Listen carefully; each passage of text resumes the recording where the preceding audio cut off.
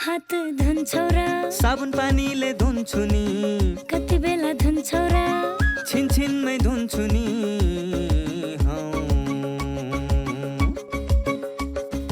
घरमा पस्दा अफिस पस्दा सधैँ धुन्छु हात कोरोनालाई यसै गरी भगाइदिन्छु म त घरमा पस्दा अफिस पस्दा सधैँ धुन्छु हात कोरोनालाई यसै गरी भगाइदिन्छु म त भान्सा छिर्नु अगाडि खाना खानु अगाडि जहाँ त्यही छोएपछि हातले छोपी खोकेपछि हात धुन्छौ र साबुन पानीले धुन्छु नि कति बेला धुन्छौ र छिनछिनमै धुन्छु नि कोरोनाबाट बस्ने 3 उपायहरू।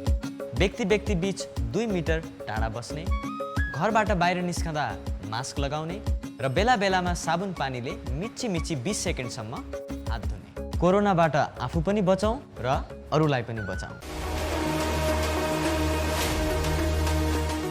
नमस्कार, स्वस्थ जीवन कार्यक्रममा तपाईलाई स्वागत छ। नेपाल सरकार स्वास्थ्य तथा जनसङ्ख्या मन्त्रालय, राष्ट्रिय स्वास्थ्य शिक्षा सूचना तथा सञ्चार केन्द्र र नेपाल टेलिभिजन बीच सहकार्यमा निर्माण गरिएको यो कार्यक्रम एनटिभी प्लसका साथै एनटिभी इटहरी र एनटिभी कोहलपुरबाट पनि हेर्न सक्नुहुनेछ। नेपालको संविधानले स्वास्थ्य सम्बन्धी हकलाई नागरिकको मौलिक हकका रूपमा प्रत्याभूत गरेको छ। समृद्ध नेपाल सुखी नेपालीको राष्ट्रिय आकांक्षा पूरा गर्न आवधिक योजनाहरूमा पनि गुणस्तरीय स्वास्थ्य सेवामा जनताको पहुँच वृद्धि गर्ने लक्ष्य राखिएको छ भने आधारभूत स्वास्थ्य सेवामा राज्यको लगानी पनि वृद्धि भइरहेको छ। स्वास्थ्य सेवामा आम नागरिकको पहुँच वृद्धि गर्न भएका प्रयासहरूका साथै हरेक व्यक्तिले आफ्नो स्वस्थ जीवनका लागि अवलम्बन गर्नुपर्ने उपायहरूबारे हामीले यो कार्यक्रममा चर्चा गर्नेछौँ।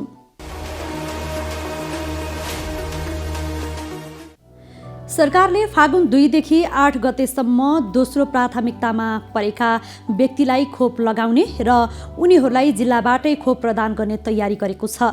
कोभिड-19 विरुद्धको खोप लगाएका व्यक्तिहरूमा सामान्यतया ज्वरो आउने, टाउको तथा शरीर दुख्ने जस्ता लक्षण देखिने गरेको छ। यद्यपि हालसम्म कुनै पनि व्यक्तिमा गम्भीर खालको असर भने नदेखिएको स्वास्थ्य तथा जनसङ्ख्या मन्त्रालयले जनाएको छ। चिकित्सकका अनुसार खोप लगाएपछि ज्वरो आउनु, टाउको दुख्नु जस्ता प्रतिक्रिया देखिनु सामान्य हो। खोपले देखाउने प्रतिक्रिया पनि व्यक्ति अनुसार फरक पर्छ। कसैलाई यी समस्याहरू देखिने सक्छ भने कसैलाई देखिँदैन। कोभिड-19 विरुद्धको खोप लगाएका व्यक्तिहरूको अनुभव समेटिएको रिपोर्ट आज हामीले प्रस्तुत गर्नेछौँ।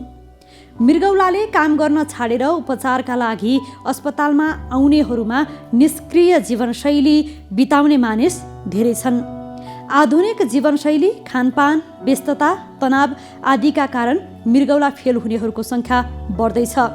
मृगौला रोग लाग्न नदिन हाम्रो जीवनशैली कस्तो हुनुपर्छ, यसबारे पनि हामी चर्चा गर्नेछौँ।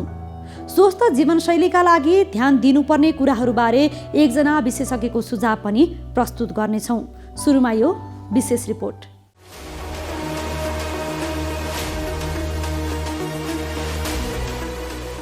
सरकारले पहिलो चरणको दोस्रो प्राथमिकतामा परेका व्यक्तिलाई फागुन 2 गतेबाट कोरोना भाइरस विरुद्धको कोभिसिल्ड लगाउने तयारी गरेको छ।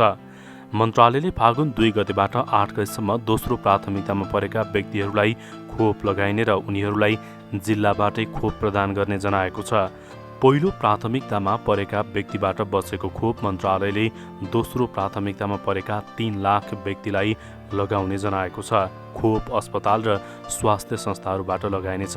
जिल्लास्थित सबै सरकारी कार्यालयका कर्मचारी, सार्वजनिक संस्थानका कर्मचारी, बैंक तथा वित्तीय संस्थाका कर्मचारी, जिल्लास्थित पत्रकार, स्थानीय तहका जनप्रतिनिधि र कर्मचारी, सीमा सुरक्षा चौकीमा खटिएका सुरक्षाकर्मी र पहिलो चरणमा प्राथमिकतामा परेका व्यक्तिहरूलाई खोप लगाइनेछ। पहिलो चरणको पहिलो प्राथमिकतामा परेका 4,30,000लाई लगाउने योजना भए पनि 1,85,000ले खोप लगाएका छन्। पहिलो चरणबाट बसेको खोप पत्रकार र कूटनीतिक नियोगका पदाधिकारी र कर्मचारीहरूलाई माघ 26 गतेबाट लगाउन थालिएको हो। कुल जनसङ्ख्याको 72% खोप लगाउने सरकारको योजना छ। तीमध्ये मन्त्रालयले माघ 14 गतेबाट 24 गतेसम्म पहिलो चरणमा कुल जनसङ्ख्याको 3% खोप दिने मध्ये पहिलो प्राथमिकतामा परेका व्यक्तिहरूलाई खोप प्रदान गरेको हो। भारत सरकारले अनुदानमा 10 लाख मात्रा खोप उपलब्ध गराएको छ। यस्तै चीन सरकारले पनि नेपाललाई 5 लाख मात्रा खोप उपलब्ध गराउने जनाएको छ। नेपालमा अहिलेसम्म 2,72,400 कोरोना सङ्क्रमित छन्। 2,69,000 निको भएका छन् भने 2,050 जनाको सङ्क्रमणबाट मृत्यु भएको छ। कोभिड-19 विरुद्धको खोप लगाएका व्यक्तिहरूमा सामान्य ज्वरो आउने, टाउको तथा शरीर दुख्ने जस्ता लक्षण देखिने गरेको छ।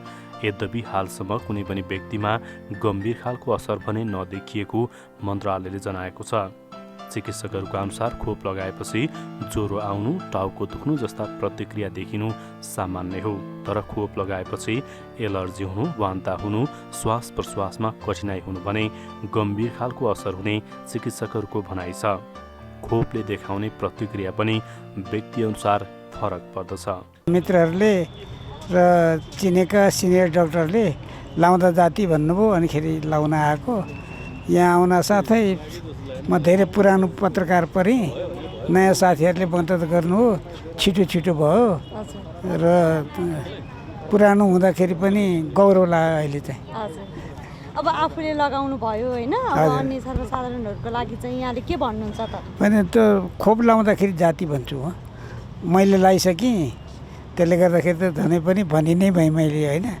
मैले पनि सिनियर डक्टरहरूसँग, मलाई माया गर्ने डक्टरहरूसँग सोद्धाखेरि लाउने होला भन्नु हो।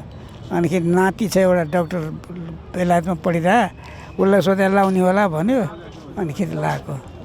दुख्ने गर्ने पनि हुँदो रहेछ, सुस्सा लगाइयो। म पछि पहिले कोभिड भइसकेर एन्टिबडी समेत विकास भइसकेको मान्छे भए पनि भोलिका दिनमा सुरक्षित रहनको लागि चाहिँ खोप लगाएँ। पत्रकारहरूले समयमै खोप लाउने अवसर प्राप्त गरेका छन्।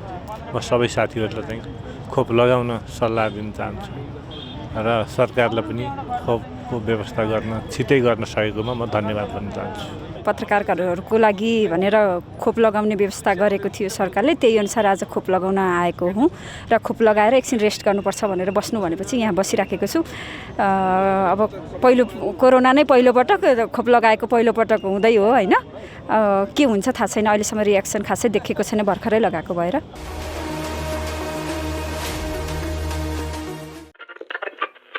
अंगदान महादान, मृत्यु पश्चात नाश हुने मानव शरीरका अङ्गहरूको दान गरौँ, पुण्य कमाऊ। नमस्कार है काका। नमस्कार। होइन, रेडियोमा ध्यान दिएर के सुनिरहनु भएको हो? रेडियोमा अङ्गदान गरौँ, पुण्य कमाऊ भनेर भनिराखेको छ, त्यही सुनिराखेको नि।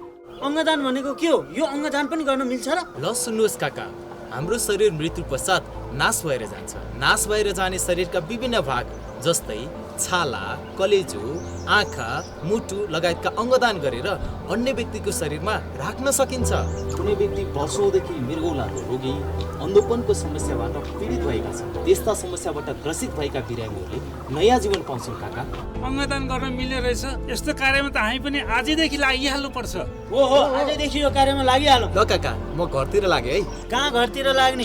हामीलाई पनि अङ्गदान गर्ने ठाउँसम्म पुर्याउनु परेन नाम दर्ता गर्न। उहाँहरूले त नाम दर्ता गराइसक्नुभयो, तपाईँहरूले नि। महिलाको शरीरमा पाठेघर रहनुपर्ने निश्चित ठाउँ छोडेर योनिबाट बाहिर आउनु पाठेघर खस्नु वा आङ खस्नु हो। यो समस्या किशोरीदेखि वृद्ध महिलाहरूमा देखिन सक्छ। पाठेघर खस्नुका कारणहरू: कम उमेरमा विवाह गर्नाले, कम उमेरमा बच्चा जन्माउनाले, गर्भान्तर नगरी वर्षेनी बच्चा जन्माउनाले, बच्चा जन्मिसकेपछि चाँडै साल झरेन भने बल प्रयोग गरी साल निकाल्नाले, गर्भवती र सुत्केरी अवस्थामा राम्रो पोषण र स्याहार नपाउनाले, सुत्केरी अवस्थामा गरौँ भारी उचाल्ने र बोक्ने गर्दा र लामो समयसम्म निरन्तर खोकी लागिरहनाले हुन सक्छ। पाठेघर खस्दा देखिने लक्षणहरू: ढाड र कम्बर दुख्ने, टुक्रुक्क बस्दा, खोक्दा, बल गरेर कन्दा, भारी बोक्दा, हिँड्दा अप्ठ्यारो हुने वा तल योनिबाट केही डल्लो झरेको जस्तो हुन्छ, सेतो पानी बग्ने, खोक्दा हाँस्दा अलिअलि पिसाब छुइने, बाहिर निस्केको पाठेघर घाउ हुने, सङ्क्रमण हुने पनि हुन सक्छ। पाठेघर खसेको छ भने महिला स्वयंले लाज नमानी तुरुन्तै स्वास्थ्य संस्थामा गई सेवा र सल्लाह लिनुपर्दछ। सुर्तीजन्य पदार्थ नियन्त्रण र नियमन गर्न ऐन पालना गर्ने बारे अनुरोध। सुर्तीजन्य पदार्थ नियन्त्रण र नियमन गर्न निम्न कुराहरू कानुनतः निषेध गरिएको छ। कसैले पनि सुर्तीजन्य पदार्थको विज्ञापन प्रवर्तन हुने गरी बिक्री स्थल वा कहीँ कतै पनि प्रदर्शन सजावट गरेर राख्न पाइने छैन। साथै सुर्तीजन्य पदार्थको बट्टा वा प्याकेटमा अरूले देख्ने गरी सुर्ती, चुरोट, स्मोक रड मेसिनको लोगो चिन्ह, चिन्ने संकेत गरी छाप्ने छपाउने प्रदर्शन प्रयोग गर्न पाइने छैन र internet, website, fibre, Facebook, Skype जस्ता सामाजिक सञ्चार माध्यमहरूमा सुर्तीजन्य पदार्थको चिन्ह, फोटो राख्न र यस्ता वस्तुको मूल्य सूची राख्न अनि प्रचार प्रसार गर्न पाइने छैन। यस्तै कुनै पनि मनोरञ्जनात्मक, धार्मिक, शैक्षिक कार्यक्रम, सार्वजनिक स्थलमा सुर्तीजन्य पदार्थको बेचबिखन र प्रचार प्रसारमा बन्देज गरिएको छ। यो नियम विपरीत कसैले कुनै यस्ता कार्य गरेमा ऐन नियम बमोजिम कारबाही हुनेछ। राष्ट्रिय स्वास्थ्य शिक्षा सूचना तथा सञ्चार केन्द्र। मृगौलाले काम गर्न छाडेर उपचारका लागि अस्पतालमा आउनेहरूमा निष्क्रिय जीवनशैली बिताउने मानिस धेरै छन्। आधुनिक जीवनशैली, खानपान, व्यस्तता, तनाव आदि कारणले मृगौला फेल हुनेहरूको सङ्ख्या बढ्दै गएको छ। नियमित व्यायाम, खानपानमा विशेष ध्यान, शरीरमा तौल र रक्तचापको नियन्त्रणले पनि मृगौला जोगाउन ठुलो भूमिका खेल्छ। मृगौला रोग लाग्नै नदिन हाम्रो जीवनशैली कस्तो हुनुपर्छ, यसबारे स्वास्थ्य संवाद अबको क्रममा।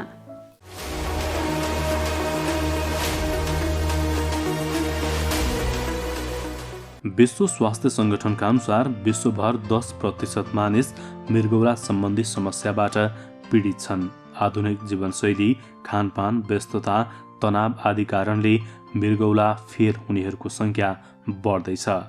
नियमित व्यायाम, खानपानमा विशेष ध्यान, शरीरमा तौल र रक्तचापको नियन्त्रणले मृगौला जोगाउन ठुलो भूमिका खेल्दछ। रोग लागेर उपचार गर्नुभन्दा समयमै नियमित परीक्षण गरेर रोग लाग्न नदिनु नै लाभदायी हुने चिकित्सकहरूले सुझाव दिएका छन्। मृगौलाले काम गर्न छाडेर उपचारको लागि अस्पताल आउनेहरूमा निष्क्रिय जीवनशैली बिताउने मानिस धेरै छन्।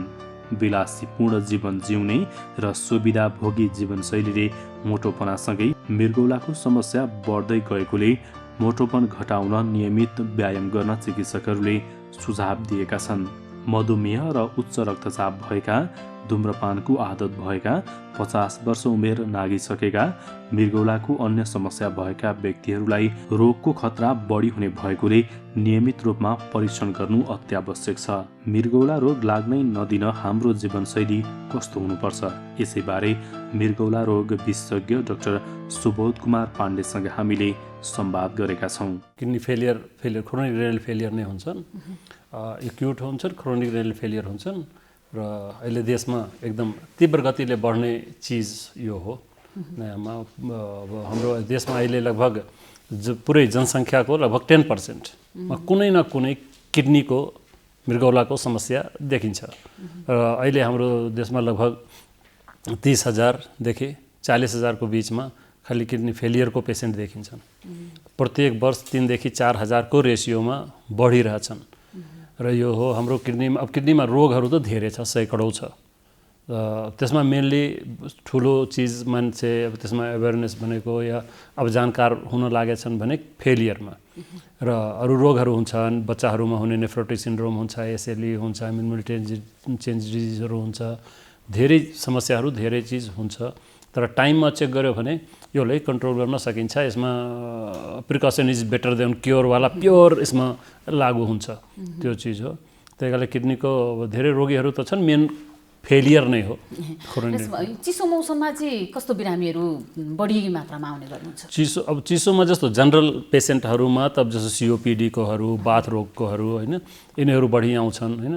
अब त्यसमध्ये पनि किडनी इफेक्टेड पेसेन्टहरू पनि आउँछन्। किडनी फेलियर पेसेन्टको लागि जाडोको मौसम सधैँ एकदम क्रिटिकल फेज हुन्छ, किनकि उनीहरूलाई अब निमोनिया भ्याक्सिनेसन त भएको हुन्छ, इन्फ्लुएन्जाको, निमोनियाको, हेपाटाइटिसको भ्याक्सिनेसन त भएको हुन्छ। तर पनि भ्याक्सिनेसन हुँदाहुँदै पनि निमोनियाहरू डेभलप हुने, प्लुरल इफ्युजन, किनकि ओभरलोड हुन्छ, बडीमा फ्लुइड ओभरलोड हुन्छ, त्यस कारणले इफ्युजनहरू हुन्छ, निमोनिया डेभलप हुने चान्सेस हुन्छ, टिबीको पनि सम्भावना हुन्छ।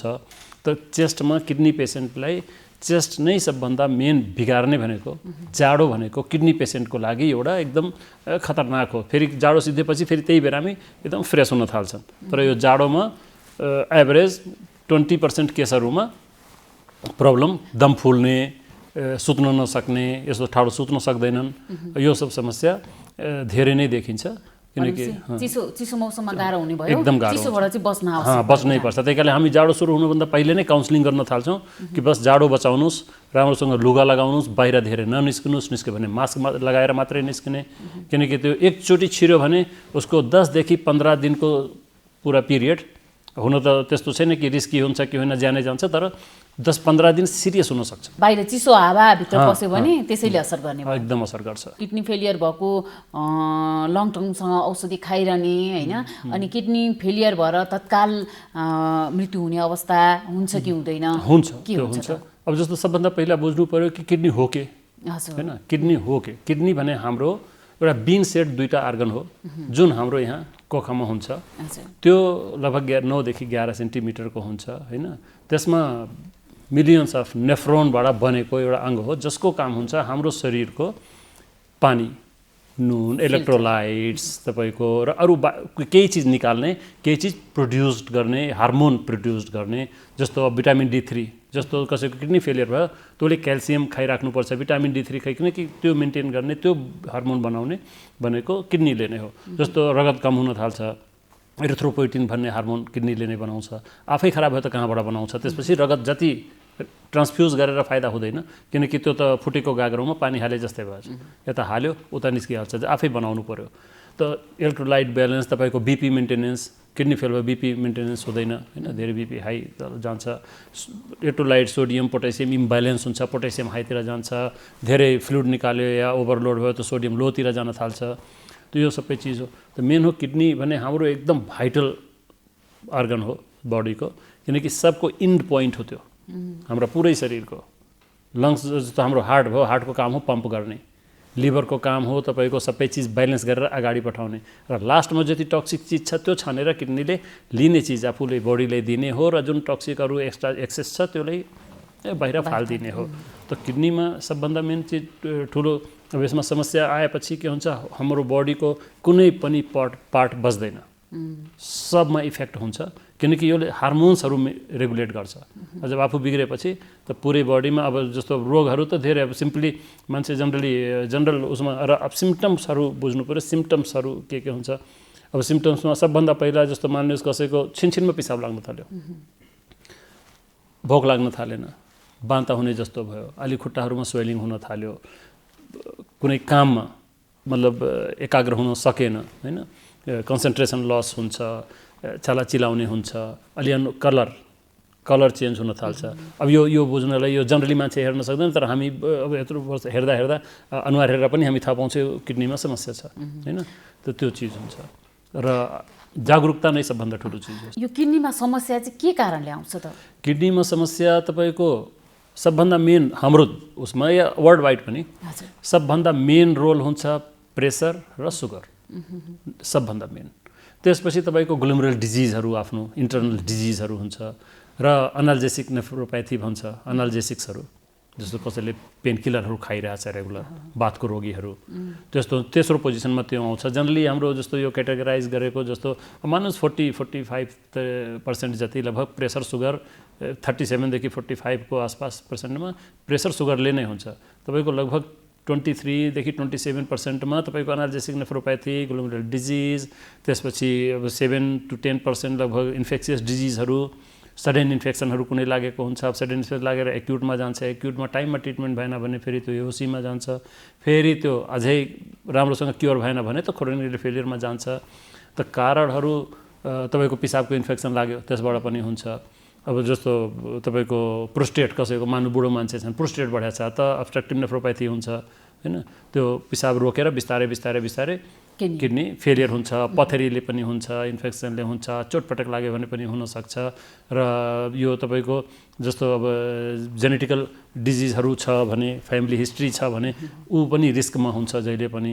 तर सबभन्दा मेन भनेको सुगर र प्रेसर हो। भनेपछि मुख्यतः सुगर र प्रेसर भएका बिरामीहरूले समय समयमा चाहिँ एकदम रेगुलर जाँच गराउनु पर्ने भयो। जस्तो कसैले कुनै रोग छैन, एकदम फ्रेस मान्छे छ भने उसले पनि वर्षमा एकचोटि किडनी फङ्सन टेस्ट गर्नै पर्छ, यो अनिवार्य हो। कसैले सुगर या प्रेसर छ भने बुद्धिमानी यो हो कि 3 देखि 6 महिनामा एकचोटि हेरिराख्ने। किडनीमा केही समस्या नभइकन पनि होइन बा मेरो किडनीमा केही समस्या छ कि भनेर जाँच गराउँदा चाहिँ मुख्य कुन जाँच गराउनु पर्ने हुन्छ?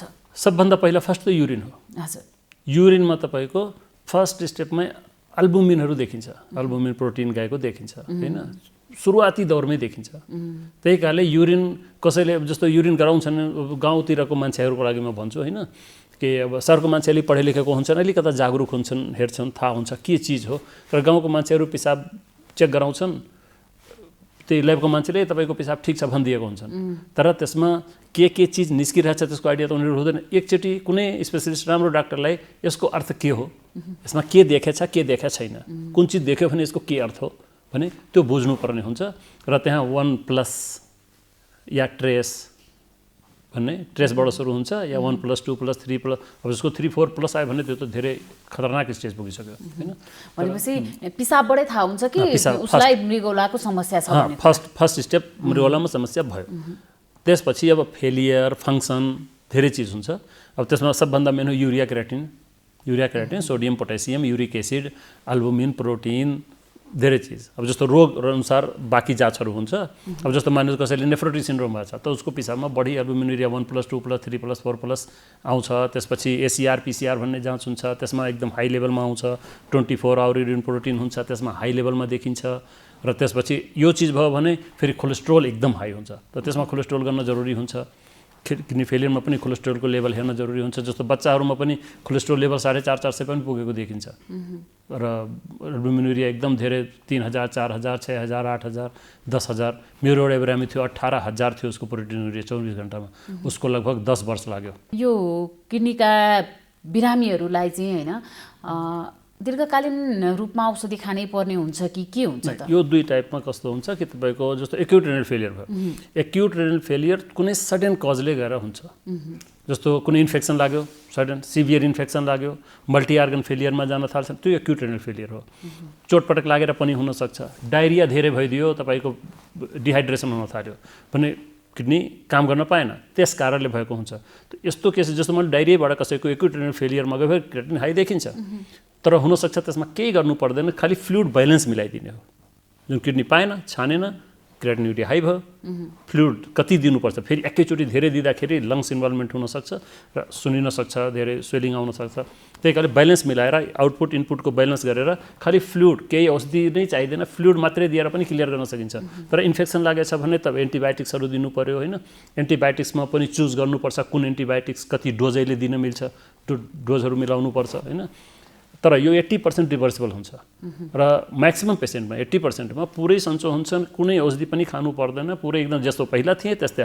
त्यही 10-15 दिनको जुन फेज हुन्छ त्यो कष्टकर हुन्छ, त्यसपछि प्योर क्योर हुन्छन्। त्यो बिरामी चाहिँ मृगौलाको दीर्घरोगी हुँदैन, तर 20% त्यसमा पनि टाइममा इलाज नगरेको कारणले खाली हुन्छ जनरली। र धेरै इफेक्ट फास्ट इफेक्ट भइदियो भने ऱ्यापिडली प्रोग्रेसिभ नेफ्रोप्याथी भन्छ, जुन एकदम फास्ट इफेक्ट गर्छ, किडनीले बिगार्न एकदम फास्ट गर्छ।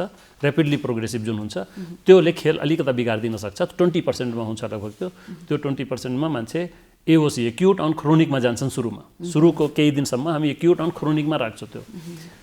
त्यो हुनसक्छ कसैको जस्तो 5-7 दिनमै 10 दिनमै पुरै नर्मल भएर 1 आउन सक्छ क्रियाटिन। तर कसैको हुनसक्छ कि 1-2 महिना 3 महिनासम्म पनि 2-3 यस्तै मतलब लगभग रुकिरहन्छ र त्यो बिस्तारै बिस्तारै बिस्तारै बिस्तारै फेरि नर्मल आउँछ, फेरि उसलाई पनि औषधि खानु पर्दैन। तर त्यसको जब लङ टर्ममा पनि फेरि आएन भने ऊ एउटा stable chronic renal failure develop हुन्छ।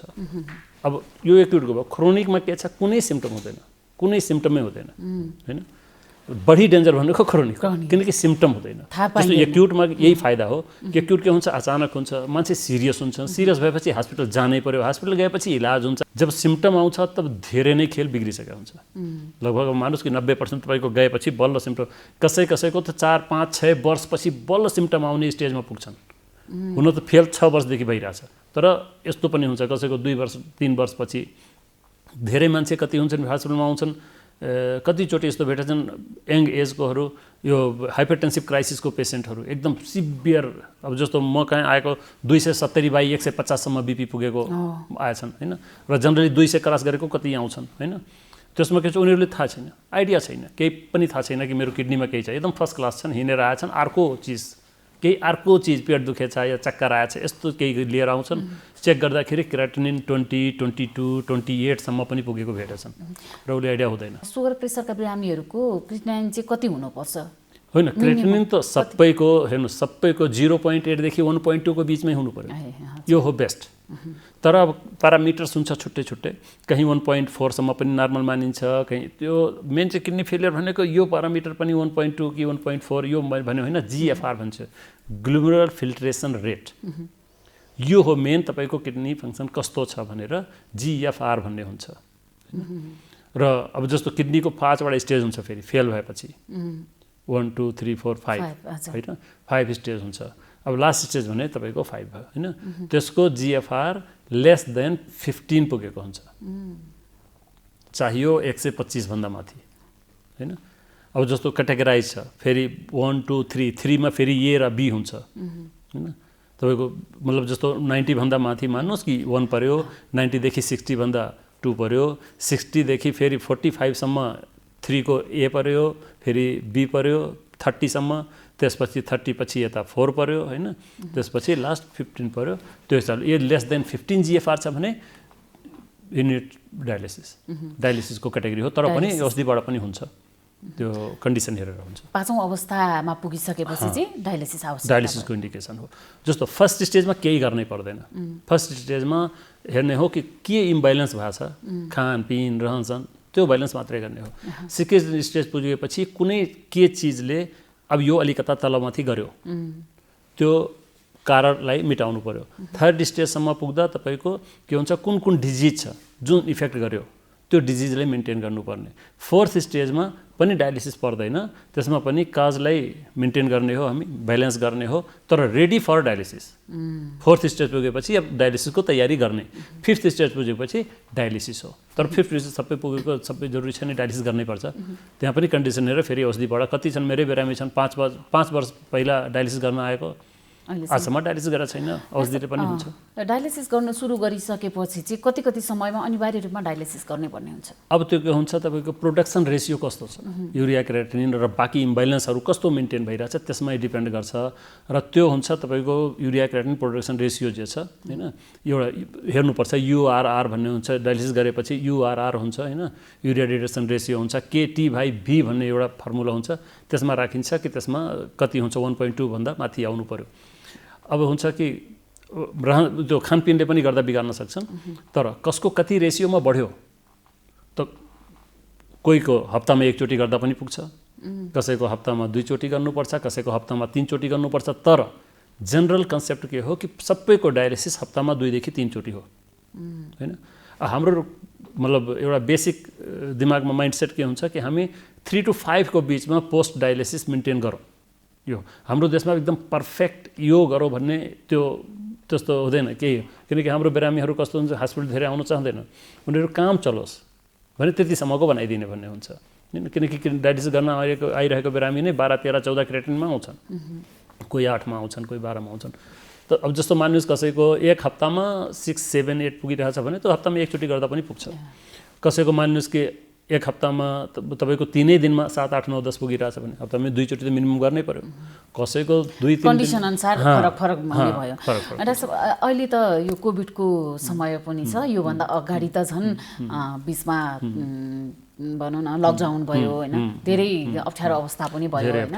डायलिसिसका बिरामीहरूले यसरी नियमित रूपमा डायलिसिस गर्नुपर्ने हुन्छ, त्यो बेलामा कसरी व्यवस्थापन गर्नुभयो यहाँले? अहिले गाह्रो त धेरै गाह्रो भयो, किनकि सबभन्दा मेन चिज हो कि हामीले क्याटेगराइज गर्नु पर्यो र एउटा रिस्क फ्याक्टरहरू छान्नु पर्यो को रिस्कमा हुन सक्छन्, कसरी यिनीहरूलाई काउन्सिलिङ गर्ने, कसरी म्यानेज गर्ने किनकि हुन्छ एक डायलिसिस सेन्टरमा एकजना पनि पोजिटिभ आयो भने होल सेटअप बन्द गर्नुपर्छ र अब मान्नु सेटअप बन्द गरेर खालि हात झाडेर बाहिर बसेर पनि काम हुँदैन। त्यसपछिको डायलिसिसको पेसेन्ट कहाँ जान्छ, अर्को दिनको पेसेन्ट कहाँ जान्छ, अप्ठ्यारो हुन्छ। त्यो हामी पहिलेदेखि प्लान गरिसकेको थियो। त्यो प्लान गरेर हामीले स्टेप बाई स्टेप छुट्याएको थियो कि कुनै एक क्याटेगोरीको मान्छे कहीँ लाग्यो भने एउटा मतलब सिफ्टको मान्छेलाई भने हामी अर्को सिफ्ट छुट्टै चलाउन सकौँ भनेर। त मेरो हस्पिटलमा त मतलब एउटा पनि पोजिटिभ हुन दिएन। हामी रेगुलर चेकअप गराइरहन्थ्यो। डायलिसिस गरिरहेका बिरामीहरू एकजना पनि पोजिटिभ भयो। हाम्रो अरू जस्तो त्यही डिपार्टमेन्टमा स्टाफहरू पोजिटिभ भए, डाक्टर पनि पोजिटिभ भए, अरू पेसेन्ट अर्को पेसेन्टहरू पनि पोजिटिभ भए। अब डायलिसिस भनेको मेन फोकस थियो किनकि जस्तो अरू बिरामी छन् उसलाई छुट्टै राखेर जहाँ पनि जे पनि गर्न सकिन्छ। तर डायलिसिसमा एकजना पोजिटिभ आइदिएपछि सेटअप बन्द हुन्छ र उसलाई त जे हुन्छ हुन्छ। त्यसपछिको जति बिरामी आउने छन् ऊ सबको मर्ने स्टेज आउँछ किनकि अहिले देशमा कसैले कहीँको बिरामी कोहीले लिइरहेको थिएन कि सब ठाउँ जानु पऱ्यो, PCR गर्नु पऱ्यो र सबै ठाउँ पोजिटिभ केस गर्ने सुविधा त थिएन। त्यस कारणले हामी कन्सियस लिस्टमा गयौँ र मेरो एउटा पनि बिरामी, अरू बिरामी त आयो तर मेरो किडनी पेसेन्ट जति थियो मेरो बिरामी एउटा पनि पोजिटिभ आएन। अब यसमा हामी कसरी म्यानेज गरेको थियो कि छुट्याइदिएको थियौँ। स्टाफ पनि एक स्टाफ अर्को स्टाफसँग मिल्न दिएको थिएन। जस्तो कोही एउटा पोजिटिभ आइदियो भने त टचमा नरहने, त्यो फेरि अर्को मतलब हामी एउटा रिजर्भमा अर्को स्टाफ राख्थ्यो। यो पोजिटिभ आयो भने अर्को स्टाफबाट अर्कोतिरबाट सुरु गर्ने। डायलिसिस गरिरहेका बिरामीहरूलाई र मृगौला सम्बन्धी अलिक धेरै गाह्रो भएका बिरामीहरूलाई चाहिँ कोभिड सङ्क्रमण भयो भने कतिको जटिलता हुन्छ त? जटिलता त आउँछ होइन। यो नम्बर 1 त यिनीहरूको इम्युनिटी त्यस्तै कम हुन्छ। किडनी पेसेन्टको इम्युनिटी त्यस्तै कम हुन्छ र सबभन्दा मेन डेन्जर त्यसको जुन मेन प्रब्लम थियो त्यो थियो तपाईँको रेस्पिरेटरी प्रब्लम, लङ्सको। किडनी बिरामी त त्यस्तै पनि लङ्सको प्रब्लमको लागि एकदम फेभरेट हो होइन। त यदि कोभिड लाग्यो भने त चान्स एकदमै, यदि सिरियस यो न्युमोनिया डेभलप भयो भने त इम्प्रुभ हुने चान्स एकदमै गाह्रो हुन्छ। त्यो चिज एकदम, किनकि यसमा पनि त मेन त जसको यो कोभिड भन्ने कुनै बहुत ठुलो कुरो होइन वास्तवमा।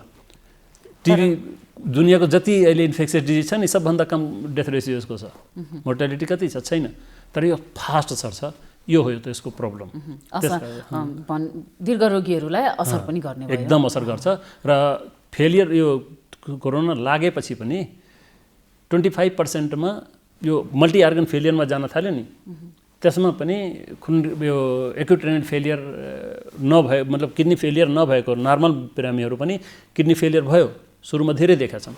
डाक्टर साहब, जस्तै अब यो डायलिसिस गरिरहेका बिरामीहरूले चाहिँ विशेष गरी के कुरामा चाहिँ ध्यान दिनुपर्छ, के कुरामा चाहिँ एकदम सचेत रहनुपर्छ? सचेत नम्बर 1 डाइट हो। सबभन्दा मेन चिज हो डाइट। अब किडनीको बिरामी झुटो बहुत बोल्छन् होइन, खान्छन् यताउता घरमा गएर लुकेर त बताउँदैनन्। डाइट हो सबभन्दा मेन चिज किनकि यसमा डाइटबाटै सबै, किनकि उनीहरूको औषधि जुन चल्छ नि त्यसमा त औषधिको नाममा वास्तवमा अब सुगर प्रेसर यिनीहरू भन्न सकिन्छ होइन, तर म्याक्सिमम त एलिमेन्टल नै हुन्छ होइन। सबै इम्ब्यालेन्स बडी हुन्छ किडनी फेल भएर। त डाइट सबभन्दा मेन चिज हो र रेगुलर आफ्नो टाइममा डायलिसिस गर्ने, किनकि त्यो एउटा मिस गर्ने बित्तिकै उसको पुरै बडीको पुरा सबै चेन्ज भइसकेको हुन्छ। किनकि एउटा लेभल सेट हुन्छ कि यो लेभलमा जान्छ, यो लेभलमा आउँछ। एक दिन ढिलो गऱ्यो भने त्यो लेभल बिग्रिसकेको हुन्छ। भनेपछि औषधि खाना ओर्नको लागि पनि एकदम टाइमिङमा, एकदम टाइमिङ हुनु पर्यो रेगुलर। जस्तो कोही जो मेरै बिरामी कोही 6-6, 7-7 वर्ष पनि बिना कुनै प्रब्लम मजाले डायलिसिस गरेर बाँचिरहेको थिएँ होइन। त अब त्यो जो एकदम रेगुलर सबै गर्छन्, अब जसले बिगार्छ डाइट बिगाऱ्यो, जस्तो मानिनुहोस् कि कसैले अब पोटेसियम, यसमा के हुन्छ किडनी फेलियरमा पोटेसियम हाई भएर एरिथमिया हुने चान्सेस हुन्छ, हार्ट बन्द भइदिन्छ, मारिदिन्छ, अचानक गर्छ त्यसले। अब कोहीले खाना मेन्टेन गरेर नभए पोटेसियम डाइट खाएर प्रकारको खानपान चाहिँ जस्तो खाना धेरै चिज छ। जस्तो अब मान्नु फलफुल खानु पर्यो त भुइँकटहर, अम्बा, स्याउ, नासपाती, मेवा यिनीहरू सबै खान सकिन्छ। खाने चिज यस्तो छैन कि किडनी पेसेन्टले यो खानै सक्दैन। तपाईँको उस्कुस, परवल, लौका, चिचिन्डोहरू, तरकारीहरू हुन्छ होइन, जुनमा कम पोटेसियम, लो पोटेसियम डाइट खानु पर्यो र तपाईँको प्रोटिन हुन्छ, त्यो वेट अनुसार हुन्छ। 1.2 ग्राम प्रोटिनको उस हिसाबले खानुपर्छ, 35 किलो क्यालोरीको हिसाबले त्यो पनि हामी क्यालकुलेट गरेर हामी डाइट चार्टै दिन्छौँ। डाइट चार्ट हुन्छ, त्यो डाइट चार्टमा सबै लेखेको हुन्छ कि तपाईँ के कति कति खाने हो, कति चोटि खाने हो, कसरी पकाउने हो, त सब हामी दिन्छौँ लेखेर कि कसरी पकाउने। जस्तो अब किडनी पेसेन्टको खाना पकाउनु पऱ्यो भने उसको चाहिँ सागपात या तरकारीवाला कुनै चिज हुन्छ भने त्यसलाई काटेर तातो पानीमा 1 घन्टा भिजाइदिने, उसको प्रोसेसिङहरू सेपरेट हुन्छ, त्यसपछि पकायो भने त्यति नोक्सान गर्दैन। अब जस्तो मान्नुहोस् कि त कसरी केरा खाइदिन्छ, टमाटरको सुप खाइदिन्छ, केचप खान्छ होइन, आँप खाइदियो, यिनीहरूमा एकदम हाई पोटेसियम हुन्छ। यस्तो खायो भने आजै डायलिसिस गरेर जान्छन्, फेरि भोलि सिरियस भएर आउँछन्, त्यस्तो हुन्छ। त्यही कारण डाइट भनेको एकदम इम्पोर्टेन्ट हो। रेगुलर डायलिसिस गऱ्यो भने त 12-14 वर्ष पनि मजाले डायलिसिस गरेर पनि बाँच्न सकिन्छ, त्यस्तो छैन। तर कन्ट्रोल मान्छेको मनै त हो होइन। डाक्टर यी त भयो अब बिरामी भइसकेपछि ध्यान दिनुपर्ने कुराहरू होइन। मृगौला सम्बन्धी रोग लाग्नै नदिनको लागि चाहिँ अगाडि नै होइन मानिसहरूले चाहिँ के कुरामा ध्यान दिनुपर्ने हुन्छ? यो सबभन्दा राम्रो क्वेसन यही हो होइन। यसमा के छ कि नम्बर 1 जागरुकताको कमीको कारणले बढी फेलियर भइरहेछ। जस्तो सिम्पल कुरो एउटा, कसैले पिसाब च्यापेर बस्दियो, पिसाब लागेछ, अब जस्तो जनरली तपाईँले 5 मिनट पनि पिसाब रोक्नुभयो भने तपाईँको शरीरमा के इफेक्ट हुन्छ यो जानकारी नभएर मान्छे पिसाब रोकेर बस्छन्। 5 मिनट पनि पिसाब रोक्नुभयो, तपाईँले पथरीको समस्या, तपाईँको ग्लोमेरुलोनेफ्राइटिस, तपाईँको युटिआई, तपाईँको ब्ल्याडरको प्रब्लम, तपाईँको किडनी फेलियर, 5-6 थरीको 5 मिनट पनि पिसाब रोक्नुभयो, इफेक्ट सुरु भइसकेको हुन्छ। त पिसाब रोक्ने त राम्रो भएन होइन। पिसाब रोक्ने होइन, खानपिनमा अब थाहै छ रक्सी, चुरोट, अल्कोहल, बाँकी मतलब टक्सिक चिजहरू त लिनु भएन। खानामा तपाईँको झोलिलो चिज राम्रो हुनु पऱ्यो, फ्लुइड इम्ब्यालेन्स राम्रो हुनु पऱ्यो, डिहाइड्रेसन हुनु भएन, ड्रग्सहरूवाला चिज त कुरै भएन। अब त्यसमा अब औषधिहरू राम्रोसँग डाक्टरसँग चेक गराएर मात्रै औषधि खाने, किनकि अब जस्तो तपाईँ त्यस्तै यसको औषधि त्यसको औषधि भनेर मागेर खानुभयो भने त दिने मान्छेले पनि थाहा छैन यसको इफेक्ट के हुन्छ, तपाईँले पनि थाहा छैन। त्यस कारणले त्यसको इफेक्टले गर्दा फेरि पत्ता लाग्छ किडनी फेल भइसक्यो। कम्तीमा 45 मिनट फिजिकल एक्सर्साइज हुनु पऱ्यो। 2 घन्टामा 1 गिलास पानी खाने बानी राख्नु पऱ्यो। एकैचोटि 1 जग खाने होइन, एकैचोटि 5 घन्टा ग्याप पनि गर्ने होइन। 1.5-2 घन्टामा 1 गिलास पानी खाइराख्ने मौसम अनुसार। एउटा मान्छेले नर्मली 2 लिटर पानी हो दिनमा खाने होइन, कन्डिसन ठिकठाक रह्यो भने। अब गर्मीमा त धेरै पसिना हुन्छ त 5 लिटरसम्म पनि खानुपर्छ। तपाईँको कति पसिना बगिरहेछ, तपाईँको मुख सुक्न दिनु भएन, त्यो पहिचान। मुख सुक्यो मतलब पानीको कमी भइरहेछ होइन, त मुख सुक्न दिनु भएन।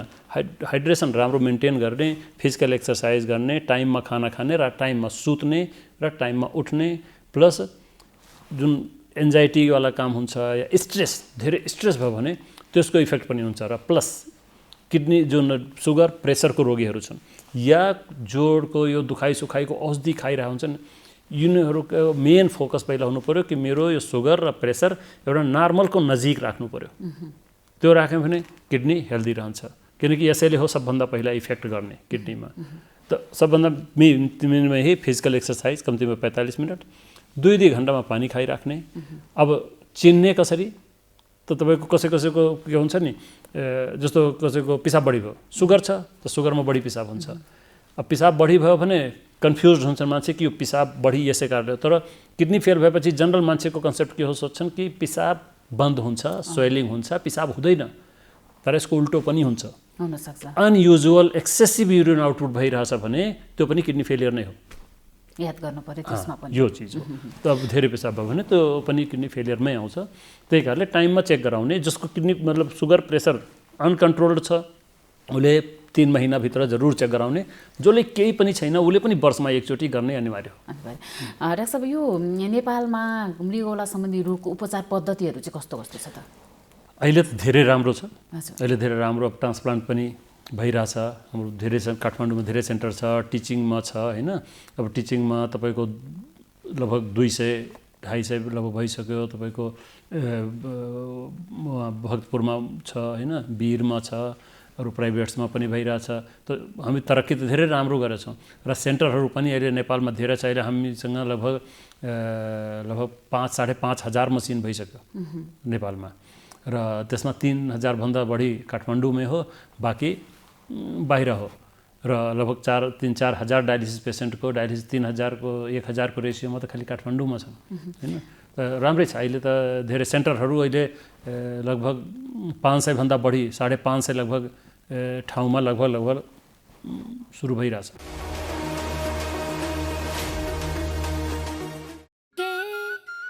हात धुन्छौ र साबुन पानीले धुन्छु नि, कति बेला धुन्छौ र छिनछिनमै धुन्छु नि।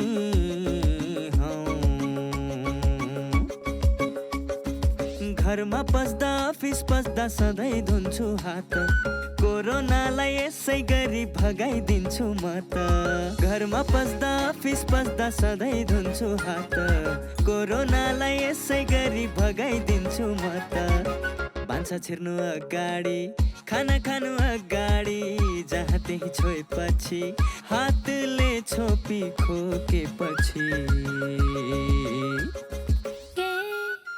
हात धुन्छौ र साबुन पानीले धुन्छु नि, कति बेला धुन्छौ र छिनछिनमै धुन्छु नि। कोरोनाबाट बच्ने 3 उपायहरू। व्यक्ति व्यक्ति बीच 2 मिटर टाढा बस्ने, घरबाट बाहिर निस्कँदा मास्क लगाउने र बेला बेलामा साबुन पानीले मिच्ची 20 सेकेन्डसम्म हात धुने। कोरोनाबाट आफू पनि बचाउँ र अरूलाई पनि बचाउँ। अहिलेको समय कोरोना महामारीको समय हो, हामी सबैलाई थाहा भएकै कुरा हो। कोरोना सङ्क्रमणले गर्दा विश्वव्यापी नै समस्या भइराख्दा नेपाल अछुतो रहेन र सँगसँगै यहाँको सङ्क्रमणको दर पनि अहिले बढ्दै नै गइराखेको छ। सङ्क्रमण दर बढ्दै जाँदाखेरि हामी मान्छेहरूको चाहिँ डर चाहिँ घटिराखेको छ र सँगसँगै सायद आत्मबल चाहिँ बढेको छ।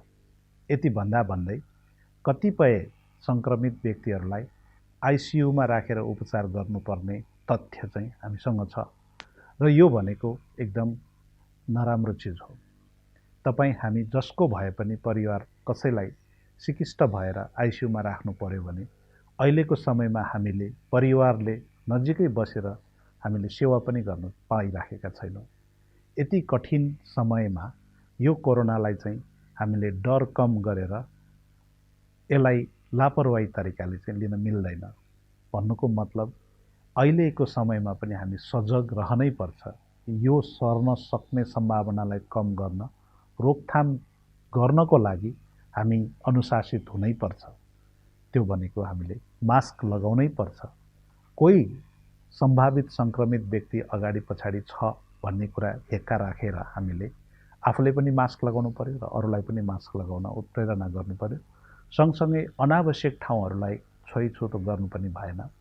आफ्नो हात धुनु पर्यो अथवा नभए हामीले चाहिँ सेनिटाइजर प्रयोग गर्नु पर्यो र अनावश्यक ठाउँमा भिडभाडमा जाने काम गर्नु भएन। शारीरिक दूरी बढाउनै पर्छ। यो यति कुरा चाहिँ अझै पनि हामीले त्याग्ने बेला होइन, यसलाई चाहिँ अवलम्बन गर्ने बेला हो। यो महत्त्वपूर्ण छ। सबैलाई चाहिँ यति अवलम्बन गर्नुहुन म विनम्र अनुरोध गर्दछु। सँगसँगै म एक मुटु रोग विशेषज्ञको हिसाबले मुटु रोग भएका बिरामीहरूलाई पनि कतिपय अवस्थामा मलाई कस्तो होला के होला भन्ने डर लागिराखेको होला। मुटु रोग भइराखेका व्यक्तिहरूलाई अहिले अस्पतालसम्म गएर देखाउन पनि अप्ठ्यारो भइराखेको होला।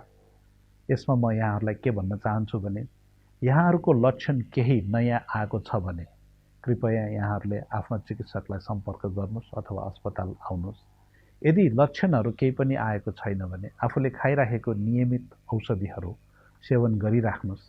आफूलाई बलियो बनाउनुहोस्, आत्मबल बढाउनुहोस्, शारीरिक अभ्यास गर्नुहोस्, अनावश्यक खानेकुराहरू धेरै नखानुहोस्, हिँडडुल धेरै अनावश्यक हिँडडुल नगर्नुहोस् र एकदमै लक्षण भनेको के भनेदेखि कथम कदाचित छातीमा पीडा भयो, सास फेर्न गाह्रो भयो, मुटुको धड्कन एकदम बढ्दै गयो र रिङ्गट लाग्यो, एकदमै अप्ठ्यारो महसुस भयो भनेदेखि चाहिँ अस्पताल आउनुहोस्।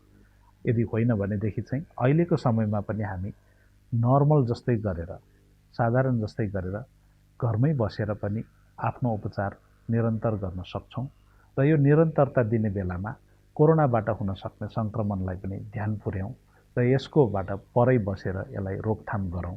यति गऱ्यौँ भने हामी मुटुकै रोग लागे पनि हामीलाई चाहिँ स्वस्थ रूपमा जीवनयापन गरेर अगाडि बढ्न सक्छौँ।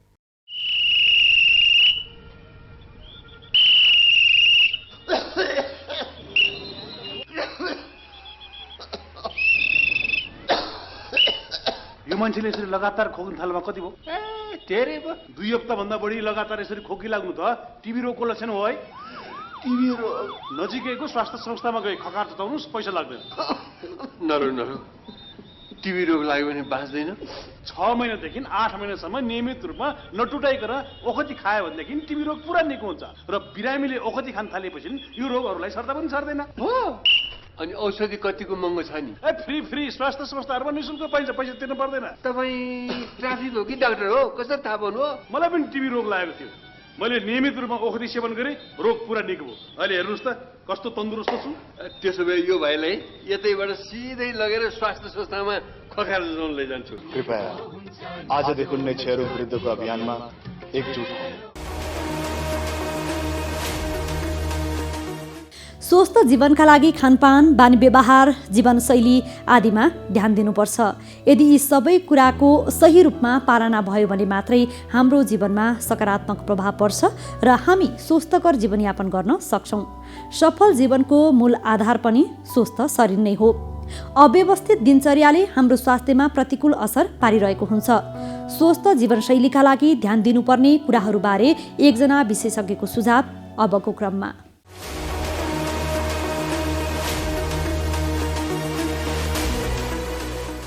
फ्लू, इन्फ्लुएन्जा लगायत होइन रेस्पिरेटरी सिन्साइटल भाइरस भयो अथवा चाहिँ अरू एब्सटेन बार्डहरू जति पनि भाइरस हो उनीहरू चाहिँ अलि एक्टिभ हुन्छ होइन। जस्तै मेनिन्जाइटिसहरू पनि एक्टिभ भइरहेको हुन्छ त्यति बेला चाहिँ नि अब तर रिसर्चले के देखाउँछ भन्दाखेरि जस्तै हजुरलाई एउटा भाइरसले एट्याक गरे भने अर्को भाइरसले एट्याक गर्ने चाहिँ अलिक कमै देखाउँछ। त्यही भएको हुनाले अब फ्लूले गरेर मान्छेलाई यसले पनि गर्छ उसले पनि गर्छ जस्तै अब ब्याक्टेरियाको चाहिँ नि त्यस्तो होइन। एउटा ब्याक्टेरियाले एट्याक गरेर चाहिँ अर्को ब्याक्टेरियामा एट्याक गर्छ। हामी म्यामल्स हो होइन, हाम्रो चाहिँ नि अब सर्टेन डिग्री हामी चाहिँ नि तातो मतलब सर्पहरू जस्तो होइन, हाम्रो जिउ तातो चाहिन्छ। अनि हामी कौन छ भन्दा तातो चिसो एउटै वातावरण हुर्किया भए हुँदैन। चिसो हिउँमै बस्यो भने तपाईँ लुगाइ नलाए पनि होइन हिउँमै बसिरह्यो भने चाहिँ के पनि हुँदैन।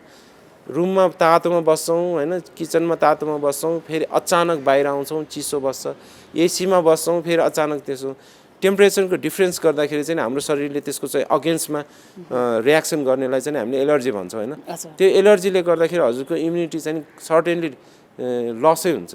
त्यो भएको जहाँ इम्युनिटी लस हुन्छ त्यो सेप्रोफाइटिक ब्याक्टेरियाहरू र जुन हाम्रो शरीर र वातावरणमा भएको चाहिँ हानिकारक नभएको ब्याक्टेरियाहरूले पनि तिनीहरूले चाहिँ त्यही चान्स भनेर त्यो हुन्छ। अब जस्तै रुगा लागेको बेला फर इक्जाम्पल लिउँ न, हाम्रो रियालहरू बढी हुने होइन, घाँटीमा चाहिँ नि त्यो खकारहरू मतलब रियाल जस्तो बढी हुने त्यो हुन्छ। त्यस्तो रियाल भनेको चाहिँ नि ब्याक्टेरियाको लागि चाहिँ नि एकदम मतलब चाहिँ नि एउटा खाना हो धेरै, त्यसले गर्दाखेरि पनि सङ्क्रमण हुने चान्स चाहिँ हाई हुन्छ।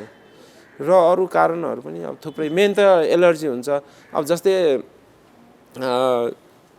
जाडो महिनामा चाहिँ नि एलर्जी, इन्फ्लामेसन र इन्फेक्सन तिनटै चिज बढी हुन्छ। सबभन्दा मेन ध्यान दिनुपर्ने भनेको त चिसो, धुलो, धुवा र ढुसी, यो चारवटा चिजबाट चाहिँ खालि चिसोबाट मात्रै होइन कि यो चारैवटा चिजबाट चाहिँ बस्नु भयो भने तपाईँ धेरै चिज हुन्छ।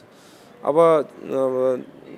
यो चिसो महिनामा चाहिँ बस्नको लागि अब सबभन्दा राम्रो भनेको त यस्तै मास्क लाउने, शरीरको चाहिँ अब टेम्परेचरलाई चाहिँ अब राम्रो लुगा लाउने, अनि अब नुहाउँदाखेरि चिसो पानीहरूले सकेसम्म प्रयोग नगर्ने, मनतातो प्रयोग गर्ने, अनि कानमा चिसो नजाओस् भनेर कानमा चाहिँ नि एयर प्लग अथवा चाहिँ नि तपाईँको चाहिँ औषधि कपासमा क्रिम राखेर टाइट गरेर नुहाउने, अनि फिक्का चियाहरू कसले के प्रिफर गर्छ सुपहरू होइन 1-2 घन्टामा अलिअलि खाने।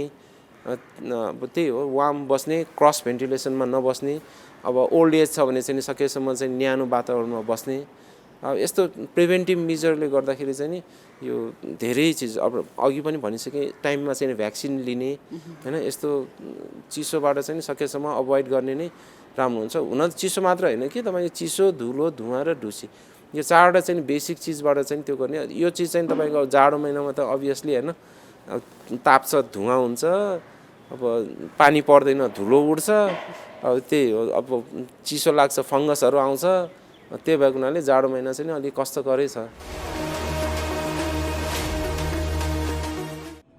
मानव शरीरको महत्त्वपूर्ण अङ्गहरूमध्ये फोक्सो एक हो, जुन स्पन्ज जस्तै हुन्छ। फोक्सोको काम भनेको श्वास लिने हो, तर केही व्यक्तिले चुरोट र बिडीको धुवा तान्न प्रयोग गर्छन्। धूम्रपान गर्ने व्यक्तिको फोक्सोमा रहेको क्यान्सर उत्पादन गर्ने टारलाई यसरी निचोर्ने हो भने यस्तो टार निस्कन्छ। ल हेर्नुहोस् त कति डरलाग्दो टार जसले क्यान्सर र मुटु रोग लागेर व्यक्तिको ज्यानै लिन्छ। धूम्रपान त्यागो, स्वस्थ बनाऊ। नमस्ते, म डाक्टर सरिना राज भण्डारी। म चाहिँ ENT अथवा नाक कान घाँटीको सर्जन र फेसियल प्लास्टिक सर्जन हो। यो चिसोको मौसममा, यो सिजनमा चाहिँ मान्छेहरूलाई चाहिँ थुप्रो प्रब्लमहरू आउँछन्, जस्तै रुगाखोकी, स्निजिङहरू हुने, नाकबाट पानी बग्ने, नाक बन्द हुने, त्यो सँगसँगै घाँटीको प्रब्लमहरू जस्तै घाँटी खसखसाउने, खोकी लाग्ने, सुक्खा खोकी लाग्ने प्रब्लमहरू हुन्छन्। त्यसमाथि अहिले कोभिडको एरा पनि छ।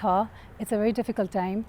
त्यही कारणले गर्दा चाहिँ तपाईँहरूले यो मौसममा चाहिँ अभोइड गर्नुपर्ने कुराहरू, चिसो कुराहरू, स्मोकिङ गर्नुहुन्छ भने प्लिज त्यो पनि अलिकति कन्ट्रोल गर्नु अथवा छोड्नु होला।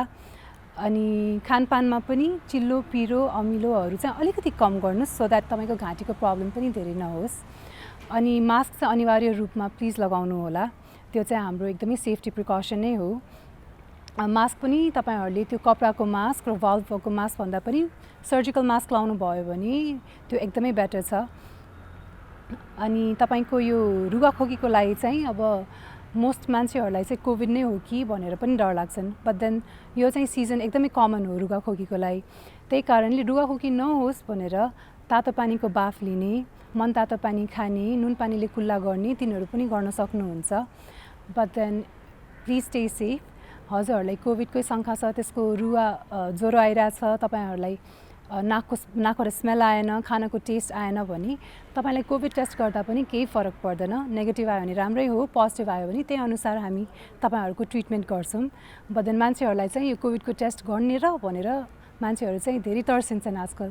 त्यस्तो चाहिँ नसोच्नु होला, कोभिड टेस्ट गर्नुभएको पनि राम्रै हो।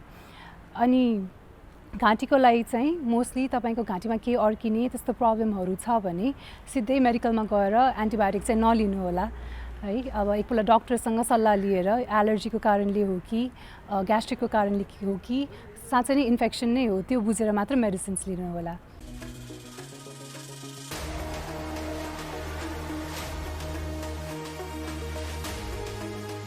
कार्यक्रम स्वास्थ्य जीवन हरेक दिन NTV प्लसबाट बिहान 7 देखि 8 बजेसम्म र पुनः प्रसारण साँझ 5 देखि 6 बजेसम्म। NTV कोहलपुरबाट दिउँसो 1 देखि 2 बजेसम्म र NTV इन्टहरीबाट दिउँसो 2 देखि 3 बजेसम्म प्रसारण हुने गरेको छ। स्वास्थ्य सम्बन्धी यहाँहरूको कुनै जिज्ञासा वा समस्या भएमा हामी सम्बन्धित विज्ञहरूबाट समाधान खोजी कार्यक्रममा प्रसारण गर्नेछौँ। हामीलाई सम्पर्क गर्ने माध्यमहरू यस प्रकार छन्। फोन, SMS तथा भाइबरको लागि 98 43 52 93 97। Email swasthyajivan@ntv.org.np।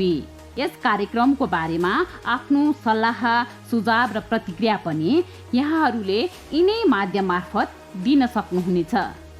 साथै कार्यक्रममा के कस्ता सामग्री, विषय वा विज्ञहरू समेट्नु पर्ला भन्ने विषयमा पनि सुझाव दिन सक्नुहुन्छ। कार्यक्रम यहाँहरूले सामाजिक सञ्जाल मार्फत पनि हेर्न सक्नुहुनेछ। YouTube Nepal television, mobile application Nepal television, Facebook facebook.com/neptv2041।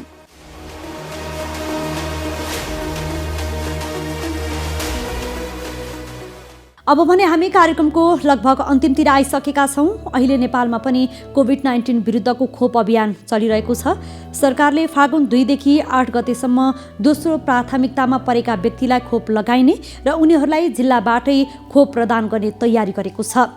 COVID-19 विरुद्धको खोप लगाएका व्यक्तिहरूमा सामान्य ज्वरो आउने, टाउको तथा शरीर दुख्ने जस्ता लक्षण देखिने गरेको छ। यद्यपि हालसम्म कुनै पनि व्यक्तिमा गम्भीर खालको असर भने नदेखिएको स्वास्थ्य तथा जनसङ्ख्या मन्त्रालयले जनाएको छ। कोभिड-19 विरुद्धको खोप लगाएका व्यक्तिहरूको अनुभव समेटिएको रिपोर्ट आज हामीले प्रस्तुत गर्यौं। शरीरको महत्त्वपूर्ण अङ्ग मृगौलाको खराबी हुन नदिन हाम्रो जीवनशैली कस्तो हुनुपर्छ? यसबारे स्वास्थ्य संवाद पनि प्रस्तुत गर्यौं। स्वस्थ जीवनशैलीका लागि ध्यान दिनुपर्ने कुराहरूबारे एकजना विशेषज्ञको सुझाव पनि प्रस्तुत गर्यौं। आजका लागि स्वस्थ जीवन कार्यक्रमको समय सकिसकेको छ। यो कार्यक्रम नेपाल टेलिभिजनको वेबसाइट www.nepaltvonline.com तथा नेपाल टेलिभिजनको मोबाइल एप र फेसबुक, युट्युब जस्ता सामाजिक सञ्जालमा पनि हेर्न सक्नुहुनेछ। यो कार्यक्रममा तपाईका स्वास्थ्य सम्बन्धी समस्या, सरकारले प्रवाह गरेका स्वास्थ्य सेवा अथवा हाम्रो कार्यक्रमबारे कुनै जिज्ञासा छन् भने हामीलाई सम्पर्क गर्न सक्नुहुनेछ। सम्पर्क माध्यम हामीले टेलिभिजन स्क्रिनमा पनि देखाइरहेका छौँ। तपाईका समस्यालाई हामीले सरकारी अधिकारी वा विज्ञ मार्फत समाधान गर्ने प्रयास गर्नेछौँ। आजका लागि स्वस्थ जीवन कार्यक्रमबाट हामी सबैलाई बिदा दिनुहोस्। नमस्कार।